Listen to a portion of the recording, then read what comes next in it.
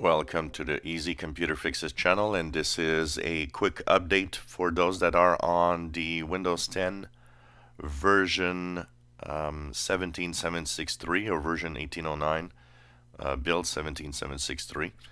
That's the October 2018 update. About 27% of you out there are on this version. It was kind of a patch Tuesday yesterday, no security updates, but just bug fixes. So they were released yesterday, April 2nd, and there is a really big list of bug fixes for the October 2018 update on that cumulative update. So if you have some issues, if you had problems, little glitches, little things that were wrong here and there, check that out. It might actually fix whatever was wrong on your PC. Like I said, it's a very big list, an extensive list of bug fixes.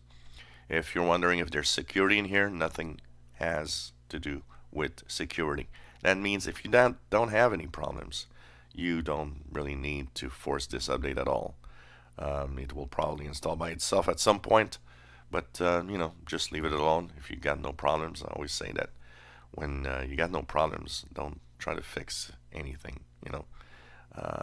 There isn't any thing that you should do at this point. Just leave it alone.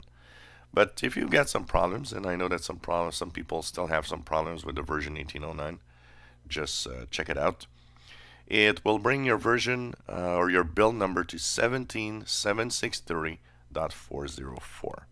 If you're on other versions of Windows, like either the April 2019 update, build 18362, or on the April 2018 update, 17134, nothing for you. There's no updates. It was really focused on version 1809. So that's the only version of Windows 10 that has these updates. And like I said, no security updates in here, so there's no rush. Really, mostly bug fixes. If you enjoy my videos, please subscribe, give us a thumbs up. Thank you for watching.